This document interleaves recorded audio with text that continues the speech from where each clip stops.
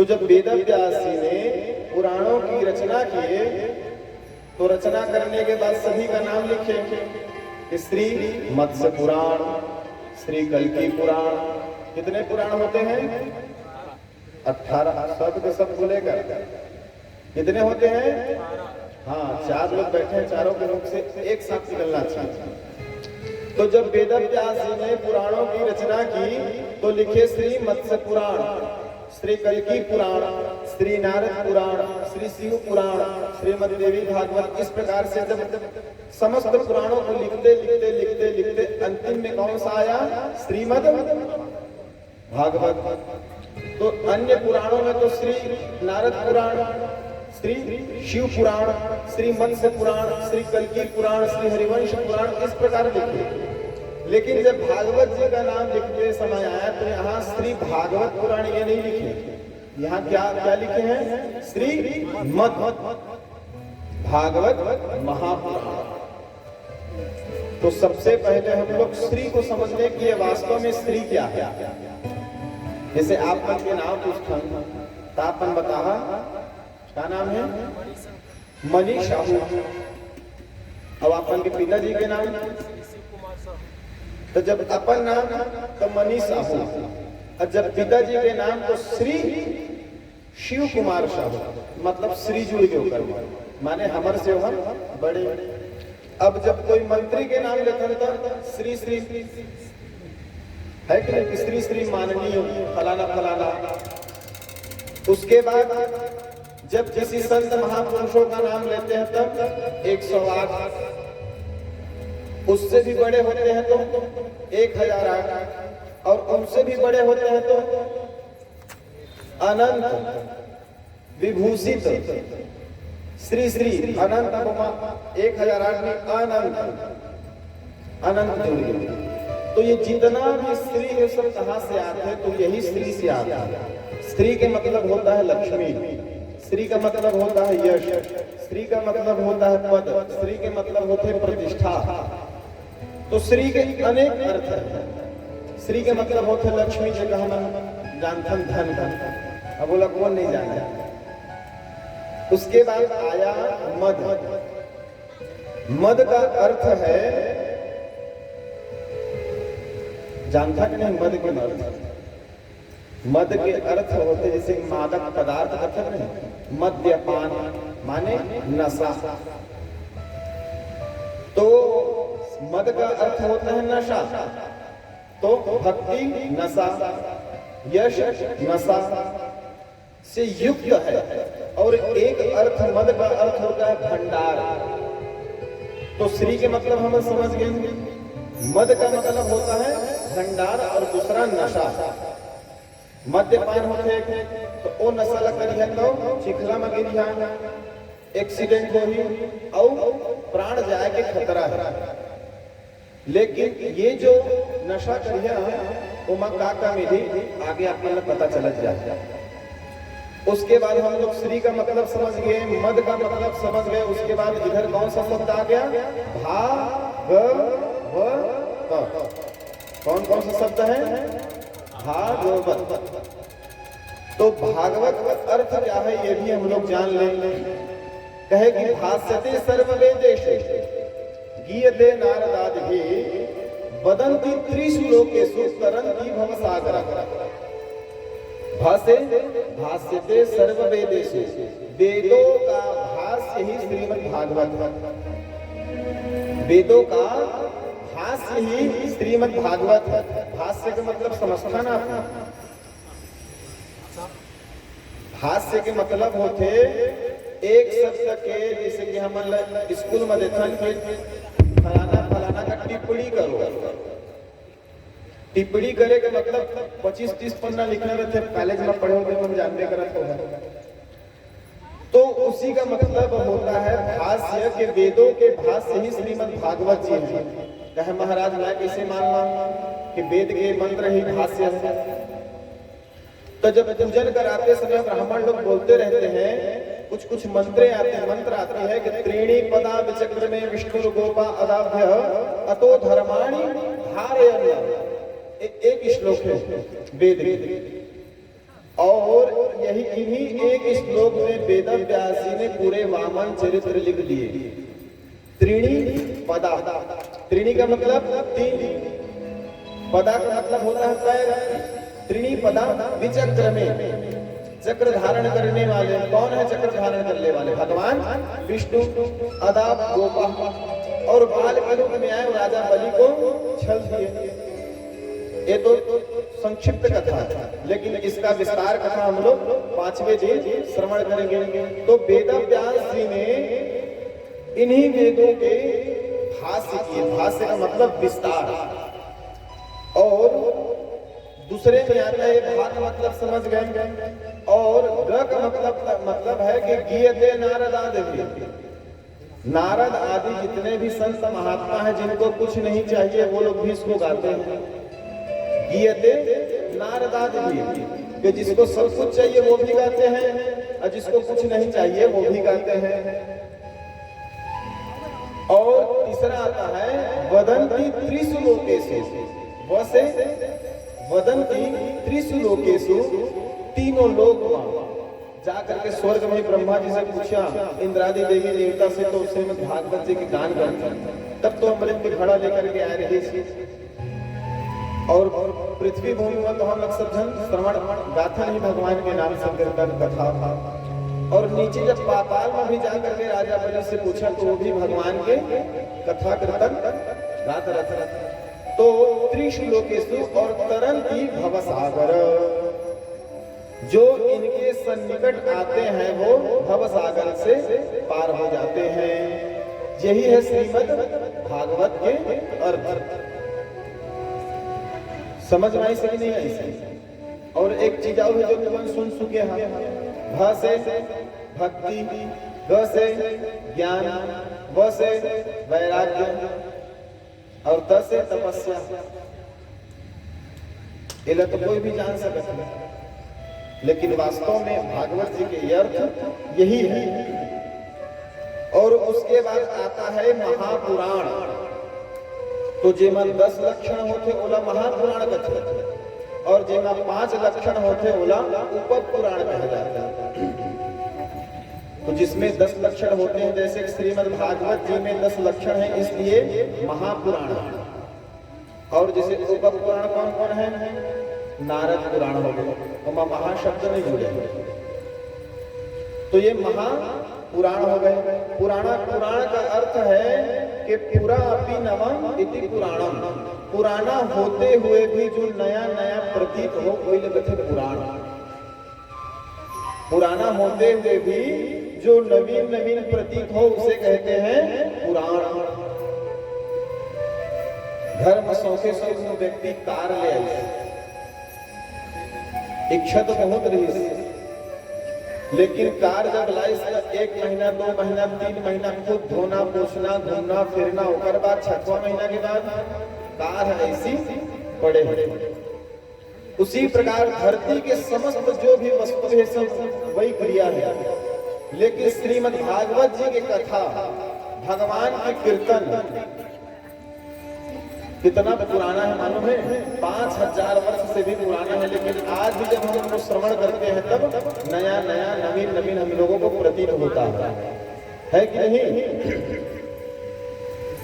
तो ये हो गए श्रीमद् भागवत जी का अर्थ। और श्रीमद् भागवत जी का अर्थ है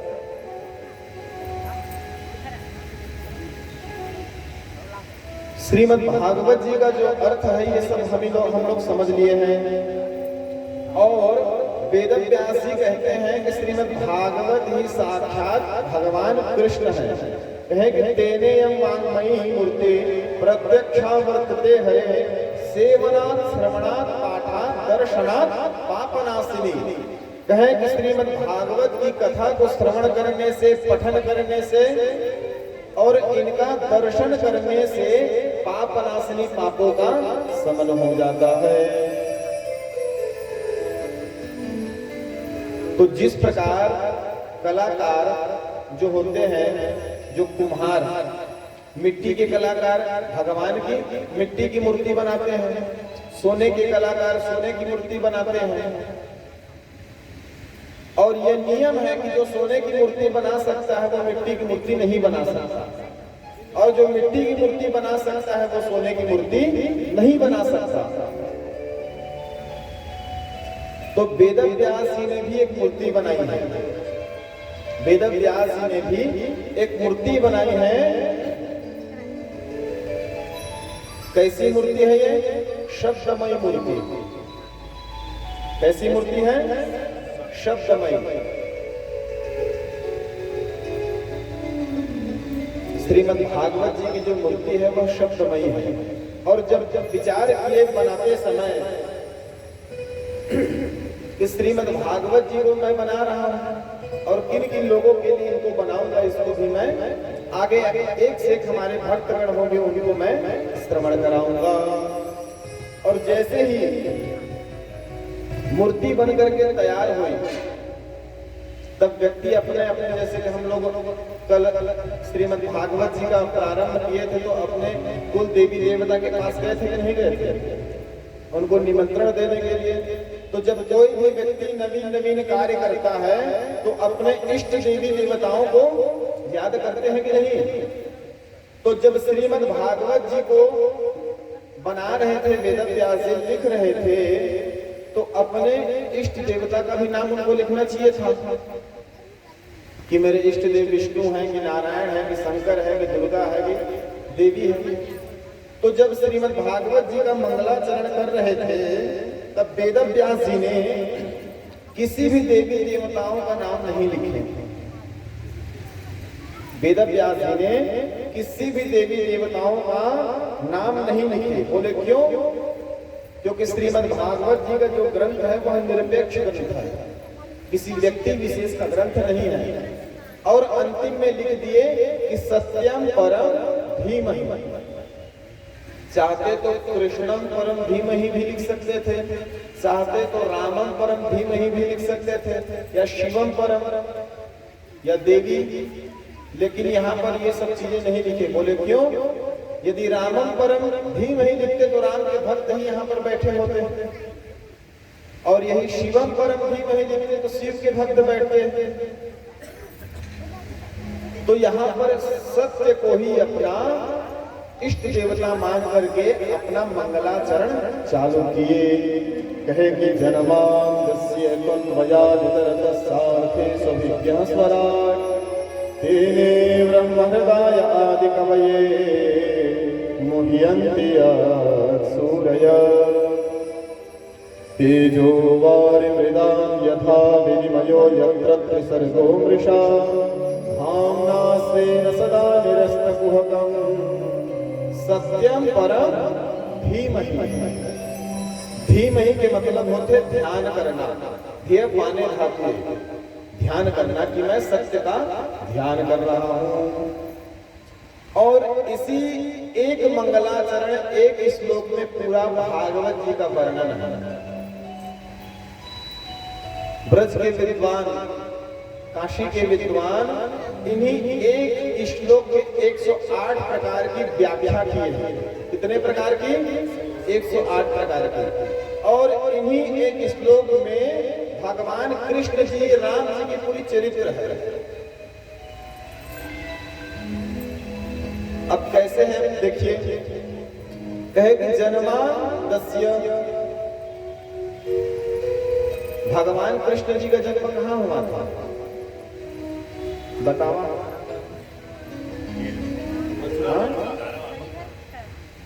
एक जन के मुख से निकलते लगते एक जन हम, अब बाकी जन झुमहात लगे।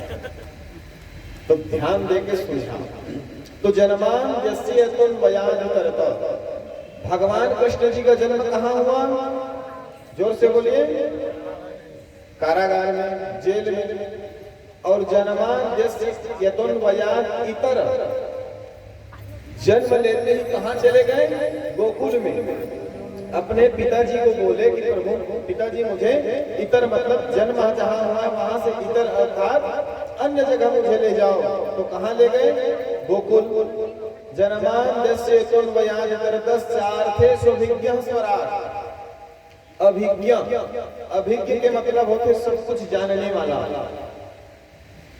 तो भगवान कृष्ण जब 6 दिन के रहे तो पूतना मारे आई चला का कैसे अपन स्तन में जहर लगा कर, तो भगवान जान गए ये पूतना आई है बकी पूतना और अपने स्तनों में जहर लगा करके मुझे मारने के लिए, तो अपने आंख बंद कर लिए।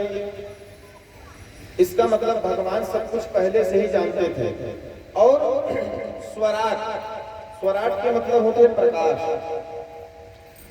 जो सूर्य को भी जो प्रकाश में मतलब प्रकाशित कर रहे हैं। तो जब भगवान कृष्ण जी छोटे थे, जब माखन चोरी करते थे, तब यशोदा मैया जो माखन इत्यादि जो उनके पास रहते थे, खाने की वस्तु उनको अंधेरी खोली में रख देते थे।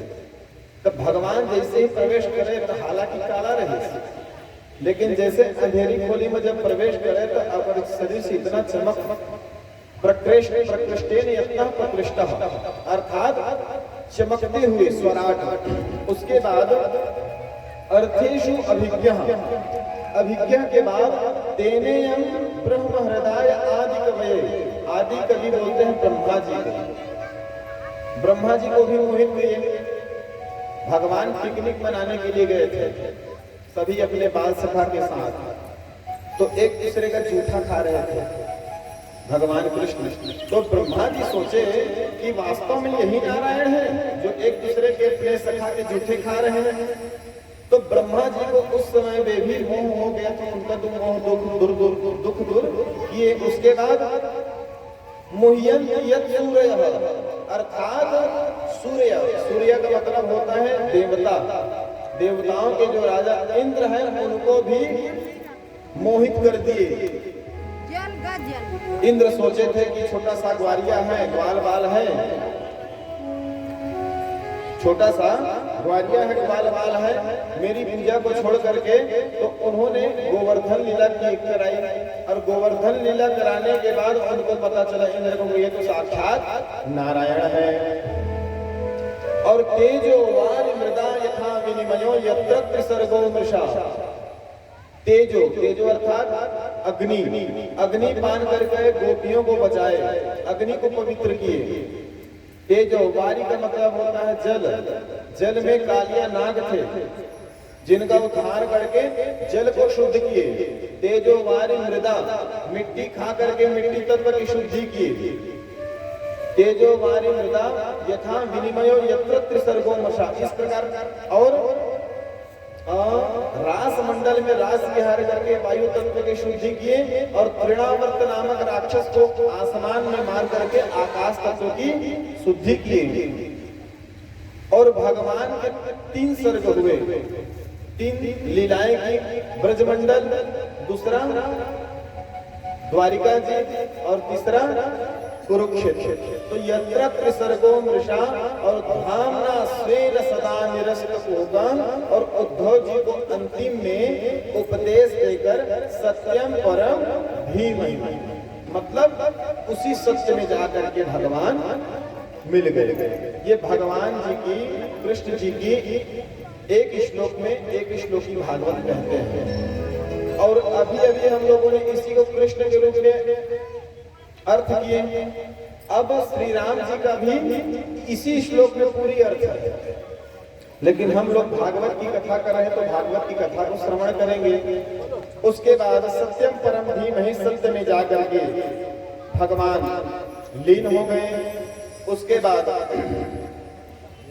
वेद व्यास जी ने, एक होता है दूसरा, और एक होता है सत्य, दूसरा होता है परम सत्य। हम